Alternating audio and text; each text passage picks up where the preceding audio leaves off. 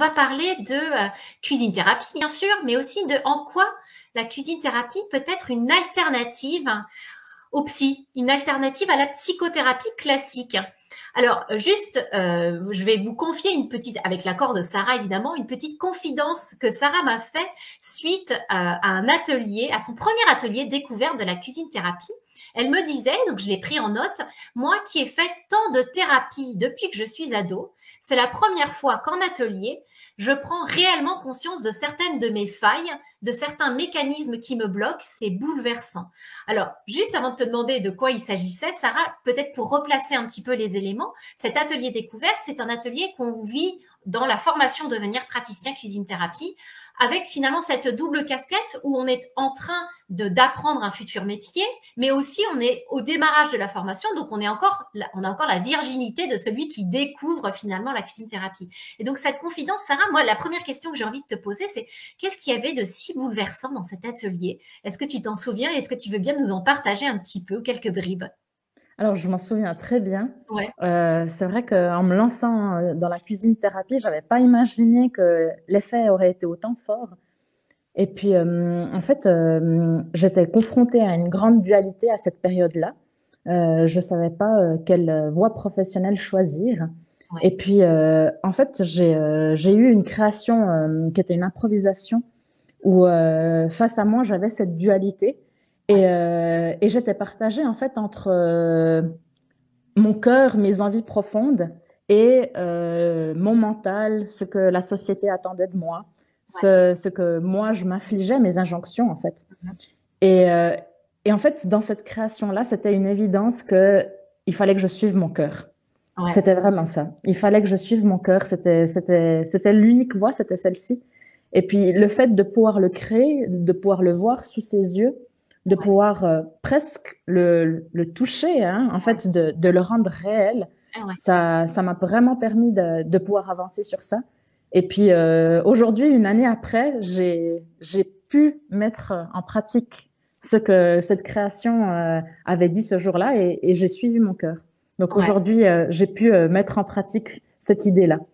C'est génial. Et du coup, ce qui avait été de très fort du souvenir que j'en ai en tout cas, c'est qu'on te sentait dans cette création à un moment batailler, en tout cas te sentir un peu écartelé entre deux décisions, une qui était dictée, comme tu le disais, par ta raison, par le côté les attentes ou la conformité par rapport à des attentes qu'on pouvait avoir de toi, et une autre, une petite voix qui se faisait de plus en plus insistante sur le fait de non, écoute ton cœur, écoute-moi, écoute ce que je te souffle, que j'essaye de te murmurer à l'oreille. Et ça se Mhm. voyait, cette espèce de dualité finalement dans ta création à ce moment-là. En tout cas, moi, je m'en souviens très bien, ça a Oui, été un joli moment, quoi. oui, complètement. Et alors, du coup, tu dirais que c'est lié à quoi le fait que cette voix ait pu se créer un chemin ce jour-là jusqu'à toi et que tu aies pu entendre, comme tu dis, la voix de ton cœur ce jour-là? Qu'est-ce qui fait? Parce que tu me disais, et on en a beaucoup discuté par ailleurs, tu avais déjà une longue expérience de la psychothérapie classique, Oui. entre guillemets. Ça faisait déjà, Mhm. peut-être que tu peux nous en dire un tout petit peu plus. Qu'est-ce qui fait que ce Oui. jour-là, il s'est passé autre chose, du coup, Sarah? Ben, j'y ai beaucoup réfléchi et puis Ouais, effectivement, j'ai fait plusieurs années, 6, 7 ans environ de psychothérapie ouais, quand même. où j'avais un suivi très régulier d'une fois par semaine, une fois toutes les 2 semaines, donc quand Ouais, même quelque chose d'assez conséquent. Et puis, en fait, j'ai toujours été quelqu'un qui était très dans le mental, très ah, dans l'analytique, à ouais, essayer de comprendre le pourquoi des choses. ouais, Et j'essayais toujours de comprendre, voilà, qu'est-ce qui faisait que j'avais des blocages, qu'est-ce qui faisait que j'arrivais pas à avancer. Et puis, en fait, j'avais pas mes réponses. Au bout de ouais, 6, 7 ans, j'ai eu certaines réponses. bien sûr. Ça n'a pas été inutile, loin de là, Ouais, mais il y a eu une certaine limite à un moment donné. Et puis, en fait, en découvrant justement la cuisine thérapie, l'art thérapie, je me suis rendu compte que ce mental-là, il pouvait enfin lâcher. ouais, En fait, d'accord. il n'avait plus autant de place parce que c'était mes mains qui créaient, c'était mon cœur qui parlait. Je me mettais en me mettant en création, en fait, je pouvais enfin lâcher ce mental qui finalement était une sorte de prison hein, aussi pour moi. Mm. Et puis, je pouvais enfin laisser parler mon inconscient et c'était cet inconscient-là auquel j'avais jamais eu accès en fait en psychothérapie. Ouais, Donc je pense que l'aspect psychocorporel de la cuisine thérapie, de l'art thérapie, est vraiment en fait un gros point positif de cette pratique-là. D'accord. Ouais. Et tu me disais même que c'est ta psychothérapeute de l'époque qui, au bout de 6 ou 7 ans de travail avec toi, t'avait laissé, enfin plus que laissé comprendre que là, il y avait peut-être une limite que vous aviez atteinte toutes les deux dans votre travail et qu'il fallait justement envisager des choses plus dans le psychocorporel, c'est ça? Oui, oui, complètement. En fait, elle s'était elle-même rendue compte que on avait fait le tour. On Ouais. avait creusé tout ce qu'il y avait à creuser. Avec le langage. Exactement, avec le ouais. langage, avec la parole. Ouais. Et puis qu'il fallait que j'aille m'aventurer sur d'autres routes de thérapie complémentaire. Et elle m'avait précisément conseillé de me tourner vers des thérapies psychocorporelles. Elle m'avait vraiment recommandé ça en ayant aussi pu observer auprès d'autres patientes que c'était quelque chose d'efficace quand on se tournait vers le corps plutôt que vers la tête. Quand auprès de la tête, il y avait des limites. Et moi, ça, évidemment, ça me parle beaucoup parce que tu n'es pas sans savoir qu'en cuisine thérapie, on fait appel à 3 leviers importants. Alors, petite parenthèse, je me rends compte que j'ai même pas dit, mais que tu suis évidemment la formation de devenir praticien cuisine thérapie et que tu es même quasiment là, quelques jours près, que tu vas terminer le parcours. Et effectivement, donc tu sais tout comme moi que en cuisine thérapie, on travaille sur 3 leviers. Le levier cognitif, bien sûr, donc tout ce qui est verbal, mentalisation, cérébrale, etc. Le volet émotionnel, bien sûr, le fait d'être en capacité de se connecter avec des émotions, et puis le volet corporel, puisque grâce à l'improvisation culinaire, grâce aux 5 sens, on va bien sûr passer par le fait d'habiter son corps et d'aller exprimer des choses avec son corps. Et du coup, forcément, ce que tu me racontes me plaît beaucoup parce que ça vient corroborer tout ce que j'ai pu annoncer. Et ce que je trouve vraiment sympa, c'est que tu le fais sans aucun esprit de rébellion par rapport à la psychothérapie qui t'a apporté, comme tu le dis, énormément de choses. C'est juste qu'à un certain moment, tu avais besoin, d'après ce que je comprends, d'autres choses pour continuer la route et le cheminement toute seule. Enfin, toute seule, avec d'autres. D'accord. Complètement. Dis-moi. J'ai trouvé en fait que c'était très bien comme approche là où j'en étais lorsque j'étais adolescente. Mais ensuite, j'avais vraiment besoin de plus et ce plus-là, je l'ai vraiment trouvé dans la cuisine thérapie et dans l'art thérapie. C'est vraiment, pour moi, c'était la thérapie qui était adaptée. Pour moi, la personne qui était trop dans le mental, qui avait besoin aussi d'explorer sa créativité, c'était exactement ce qu'il me fallait. Exprimer, mais autrement que par les mots. Exactement. Et après, tu vois, au-delà des personnes qui ont besoin d'autre chose en termes de, comme toi, de passer par le corps, etc. Moi, je sais pas si tu vas être d'accord, mais moi, je trouve que la cuisine thérapie, ce que ça a de puissant aussi, ça peut amener des personnes qui auraient été complètement réfractaires à l'idée d'aller voir un psy, parce qu'il faut pas se mentir, en Suisse, puisque tu habites en Suisse, mais c'est pareil en France, et je pense que c'est pareil beaucoup en Europe, il y a souvent une espèce de résistance à aller voir un psychothérapeute ou un psychanalyste. Et du coup, la cuisine thérapie, parce que ça paraît anodin, on se dit que c'est uniquement de la cuisine, enfin une improvisation avec quelques ingrédients, ça peut permettre de venir sur un domaine qu'on n'aurait peut-être pas exploré parce que avec un certain nombre de résistances. Tu partages ça, Sarah? Oui, complètement. Oui, complètement. Je pense que certains réfractaires à des thérapies plus traditionnelles peuvent vraiment se lancer dans une sorte de thérapie, ou en tout cas une introspection déjà en premier lieu, à travers la cuisine thérapie. Et puis, moi, ce que j'aime bien surtout de cet outil-là, c'est l'aspect ludique. C'est l'aspect ludique qui fait que c'est vraiment accessible à tout le monde. Tout le monde, en fait, alors à son rythme, va pouvoir démarrer son atelier, faire quelque chose. Et puis, c'est vraiment accessible. Il faut pas... La psychothérapie, par exemple, demandait beaucoup d'introspection, où il fallait vraiment être beaucoup dans le mental. Peut-être certaines personnes, ça demande beaucoup d'énergie de faire ça. Tandis que je trouve que la cuisine thérapie, il y a un aspect vraiment accessible. Et il y a un côté aussi anodin, c'est-à-dire on y va sans se rendre compte en fait qu'on y va, parce qu'on n'est pas cuisiner au sens où on nous demande pas de raconter des choses, on nous demande de faire un détour. D'ailleurs, je le dis souvent, l'art thérapie et a fortiori la cuisine thérapie, c'est la stratégie du détour. C'est proposer un détour créatif pour aider la personne du coup à aller explorer des choses de soi. Et c'est précisément ce côté du détour qui permet d'être le premier surpris finalement, parce qu'on peut découvrir dans un atelier de cuisine thérapie. C'est très juste. Super. Complètement. Tu me disais aussi que ça avait été pour toi assez marquant du coup de passer sur ces thérapies psychocorporelles.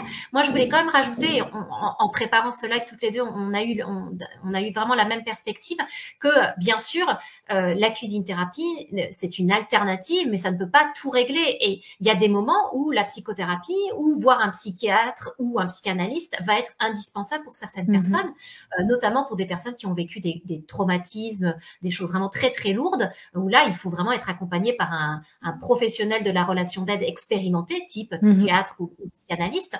Mais pour autant, pour certaines personnes, exactement comme tu l'évoquais, Sarah, ça peut être un détour, une alternative vraiment intéressante. Ça c'est clair.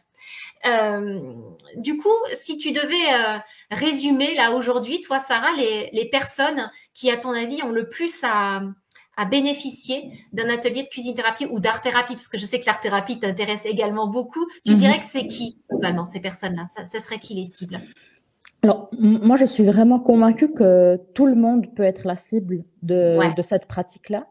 Mais étant donné que dans mon expérience personnelle, vu que ça m'a été énormément utile à moi, je dirais que les personnes effectivement qui ont tendance à être un peu trop dans le contrôle ou à vouloir tout maîtriser, à vouloir tout comprendre, à chercher les pourquoi de tout, à être tellement dans le mental, je pense que ça peut vraiment aider ce genre de personnes-là. Mais à mon avis, tout le monde peut être le public cible de cette pratique, de toute manière.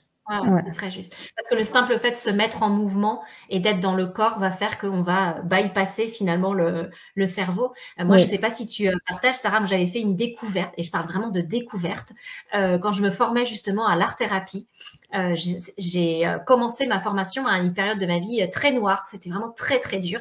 Et précisément, le premier cours d'art-thérapie, c'était ça a été un jour très, très difficile pour moi. Et je me souviens qu'on avait fait des exercices dans le corps, des exercices de relaxation, des exercices d'ancrage, etc. Et je me souviens qu'à ces moments-là, je ne pensais plus du tout au côté noir de ma situation. Et la prof à l'époque nous avait dit, c'est normal, on peut pas être à la fois dans le corps et dans la tête. Il faut choisir. C'est soit l'un, soit l'autre. Et je l'avais jamais verbalisé comme ça, mais c'est vrai qu'on peut pas être dans, c'est l'un ou l'autre. Alors ça peut, de temps en temps, c'est presque simultané, tellement ça va vite qu'on bascule de l'un à l'autre. Mais j'avais vraiment fait la prise de conscience que si on est dans son corps, si on est vraiment ancré à ce qui se passe en soi, dans l'instant présent, etc., on est obligé de lâcher le mental et du coup de revenir s'incarner finalement. Et c'est ça qui est. C'est clair. Tu l'as noté des milliards de fois, toi, j'imagine déjà ça. Bien sûr, bien sûr. Et d'ailleurs, ce que tu dis, ça me fait vraiment penser aussi qu'il est important de mentionner que les thérapies psychocorporelles font donc des allers-retours entre ça. Et c'est ça aussi la plus-value à mes yeux. C'est qu'on n'est pas uniquement dans l'un ou uniquement dans l'autre, on est dans les deux. Et on fait des allers-retours entre les deux et on voit qu'est-ce qui se passe dans les deux et aussi comment créer un équilibre dans tout ça. Et je trouve que c'est vraiment quelque chose de très intéressant, ça. Et tu vois, la cuisine thérapie, c'est même les trois, puisque émotionnel, corporel et cognitif. Et d'ailleurs, il y a les neurosciences donnent raison à ce qu'on est en train de dire, à savoir que pour ancrer un changement, il ne faut pas seulement jouer sur le cognitif, mais il faut jouer sur les trois tableaux cognitifs, corporel et émotionnel. Et que c'est vraiment ça qui va faire que ça va s'intégrer. Et comme tu le dis très justement, ce sont ces allers-retours qui vont permettre justement d'ancrer les choses, de solidifier un petit peu ce que la personne est en train de découvrir. C'est super intéressant.